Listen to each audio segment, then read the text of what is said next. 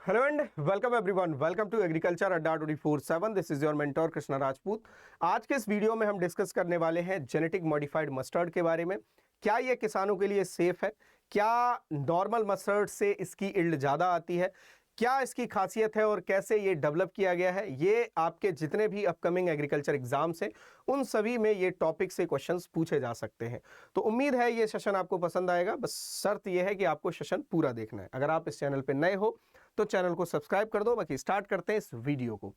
तो सबसे पहली बात तो यह है कि ये जेनेटिक मॉडिफाइड मस्टर्ड है कौन सा, तो जिसका नाम है धरा मस्टर्ड हाइब्रिड 11। ठीक है, धरा मस्टर्ड हाइब्रिड 11, जिसे हम शॉर्ट में DMH11 कहते हैं। ठीक है, अब ये फील्ड में ट्रायल लगा के टेस्ट भी कर लिया गया है और इसका जो इल्ड है ये मतलब कि देखा जाए तो नॉर्मल मस्टर्ड के कंपैरिजन में ज़्यादा इल्ड इससे मिलती है। तो मीन्स हम ये कह सकते हैं ये नॉर्मल मस्टर्ड के कंपैरिजन में मोर प्रोडक्टिव है। ठीक है, अब इसको जो है एक कमेटी है जेनेटिक इंजीनियरिंग अप्रेजल कमेटी, इस कमेटी ने अप्रूव कर दिया है कि अब जो है भारत में जेनेटिक मॉडिफाइड मस्टर्ड की कॉमर्शियल कल्टीवेशन की जा सकती है। इससे पहले जो है बीटी कॉटन ही सिर्फ उगाया जाता था भारत में।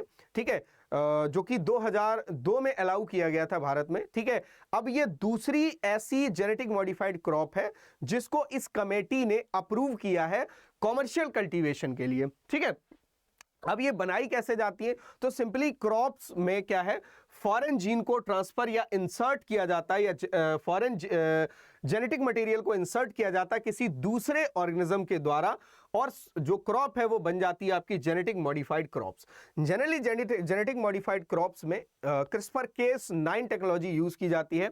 अब CRISPR-Cas9 टेक्नोलॉजी क्या होती है, इसका हम एक वीडियो अपलोड कर सके इसी चैनल पे, वीडियो सेक्शन में आपको मिल जाएगा कि CRISPR-Cas टेक्नोलॉजी क्या होती है और इसकी मदद से कैसे जीनोम एडिटेड वैरायटीज बनाई जाती हैं। ठीक है, तो उससे हम जेनेटिक मॉडिफाइड क्रॉप भी बना सकते हैं और इस तरह की क्रॉप भी डेवलप की जा सकती है।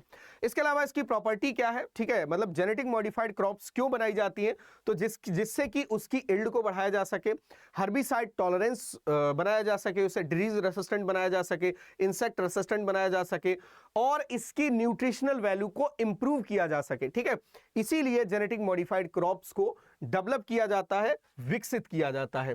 अब हम समझते हैं कि जेनेटिक मॉडिफाइड मस्टर्ड है क्या, ये है ना, जो DMH11 है ये क्या है, तो ये एक ट्रांसजेनिक मस्टर्ड है। मतलब कि इसके जीन में मॉडिफिकेशन करके इसको बनाया गया है। ठीक है, और ये एक हर्बिसाइड टॉलरेंट मस्टर्ड है। ये आपके एग्जाम में आ सकता है कि जेनेटिक मॉडिफाइड मस्टर्ड जो है ये कैसा मस्टर्ड है, इंसेक्ट रेसिस्टेंट है, डिजीज रेसिस्टेंट है, हर्बिसाइड टॉलरेंट है, इस तरह के जो ऑप्शंस है वो आपके एग्जाम में देखने को मिल सकते हैं। ठीक है, अब ये दो वैरायटी के क्रॉस से बनाई गई है, दो वैरायटी को मिला के ये बनाया गया है। एक है इंडियन मस्टर्ड वैरायटी वरुणा, जिसका नाम आपने सुना होगा। एक है ईस्ट यूरोपियन मस्टर्ड की वैरायटी है हीरा अर्ली 2। इन दोनों को आपस में मिला के इसको डेवलप किया गया है। इसमें दो एलियन जीन का यूज किया गया है, ये पूछा जा सकता है आपसे। दो एलियन जीन इसमें ट्रांसफर किए गए हैं, एक है बर्नास और दूसरा है बार स्टार। ये दोनों ही सॉइल बैक्टीरिया से आइसोलेट किए गए हैं और सॉइल बैक्टीरिया से आइसोलेट करके इसमें इंसर्ट किए गए हैं। उस बैक्टीरिया का नाम है बैसिलस एमाइलोलोकी फिएसेंस। ठीक है, ये इसका नाम है। और इसकी खास बात क्या है कि ये हाई इल्डिंग कॉमर्शियल कह सकते हैं क्रॉप है ना, मस्टर्ड हाइब्रिड है। इसकी जो इल्ड है वो ज्यादा मिलती है हमें। अब बर्नास का काम क्या है, बर्नास बेसिकली क्या करता है, टेम्परेरी स्टेरिलिटी को इंड्यूस करता है, टेम्परेरी स्टेरिलिटी को इंड्यूस करेगा, जिसकी वजह से इसमें सेल्फ पॉलिनेशन नहीं हो पाता। ठीक है, ये इसका काम है। दूसरा बार स्टार है। बार स्टार क्या करता है, इसको ब्लॉक करके बर्नास को अलाउ करता है सीड प्रोड्यूस के लिए। किसको? सीड प्रोड्यूस के लिए। मतलब कि कहने का अर्थ यह है कि एक टेम्परेरी स्टेरिलिटी को इंड्यूस कर रहा है और एक क्या कर रहा है, इसके काम को ब्लॉक करके सीड फॉर्मेशन को अलाउ कर रहा है। तो ये दोनों के काम है। ठीक, इसके अलावा एक और जीन है जिसमें बार जीन, जिसे हम कहते हैं, बार जीन क्या करता है, जेनेटिक प्योरिटी को प्रोवाइड करता है सीड की या मेंटेन रखता है। इसके अलावा ये हर्बिसाइड टॉलरेंट बनाता है इसको। ठीक है, ये इसकी क्वालिटी है, किसकी? बार जीन की क्वालिटी है।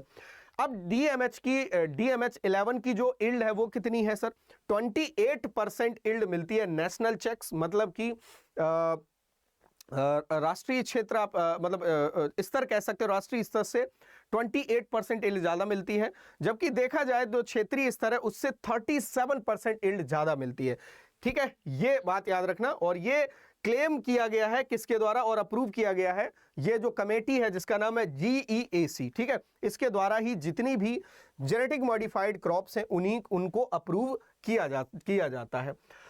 अब ये तो हम आपको बता ही चुके हैं वाई इज बर्नास और बार स्टार सिस्टम रिक्वायर्ड। ठीक है, तो एक मेल स्टेरिलिटी को इंड्यूस कर रहा है और दूसरा अलाउ कर रहा है फर्टिलिटी को, या फर्टिलिटी को रिस्टोर कर रहा है। तो यहां पर देखो बहुत सिंपल लिखा हुआ है, जब भी हम हाइब्रिड सीड प्रोडक्शन लेते हैं तो इसमें दो सिस्टम की जरूरत पड़ती है। ठीक है, एक होता है एक जरूरत पड़ती है मेल स्टेरिलिटी की और एक जरूरत पड़ती है फर्टिलिटी रिस्टोरेशन की। ठीक है, तो जो मेल स्टेरिलिटी इंड्यूस करेगा, मतलब वो मेनली इसलिए करेगा कि सेल्फ पॉलिनेशन ना हो सके, और दूसरा फर्टिलिटी रिस्टोरेशन सिस्टम होता है, ठीक है, जो कि अलाउ करे सीड फॉर्मेशन को। तो यहां पर बर्नास का काम है मेल स्टेरिलिटी को इंड्यूस करना और बार स्टार का काम है फर्टिलिटी को रिस्टोर करना। ठीक है, ये हम आपको वैसे भी बेसिकली समझा चुके हैं ये दोनों चीजें। ठीक है, अब इसके बाद जरूरत क्यों पड़ी, क्योंकि धीरे धीरे क्या हो रहा था कि जो एडिबल ऑयल है इसका इंपोर्ट बढ़ रहा था। तो जब इंपोर्ट हम कोई चीज करेंगे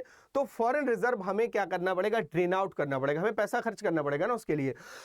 तो फिर इस वजह से इसको डेवलप किया गया जिससे कि ज्यादा से ज्यादा हमें मस्टर्ड की यील्ड मिले, ज्यादा से ज्यादा ऑयल प्रोडक्शन हो और हम फॉरेन रिजर्व को बेसिकली मतलब रिजर्व कर सके। ठीक है, चलिए अब इसके बाद सेफ्टी कंसर्न क्या है। ठीक है, तो ये हम आपको पहले भी बता चुके हैं कि इसमें 3 जीन यूज हुए, बर्नास, बार स्टार और बार जीन। ठीक है, हाँ, इसके फील्ड में 3 साल के ट्रायल के बाद देखा गया इसमें, ठीक है, किसको असेस करने के लिए सिंपली 3 साल का इसमें ट्रायल लगाया गया इसका, कि इसका जो इम्पैक्ट है वो ह्यूमन हेल्थ पे क्या है और इन्वायरमेंट पे क्या है। ठीक है, तो ये 3 साल देखा गया और देखा गया कि इसका ह्यूमन हेल्थ और एनवायरनमेंट पे कोई भी नेगेटिव इफेक्ट नहीं है। ठीक है, नेगेटिव इफेक्ट नहीं है, ये एकदम सेफ है खाने के लिए, और इसके अलावा feed usable as well as production, मतलब कि जो मील वगैरह मिल जाती है, ठीक है, उसके लिए भी ये यूजेबल है। तो एक बार पढ़ लेते हैं इस लाइन को।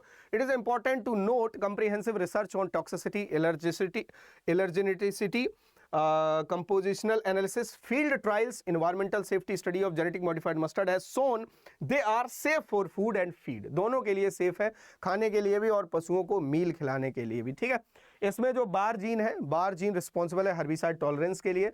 Effectiveness of bar gene is under questions as per herbicide tolerance is concern.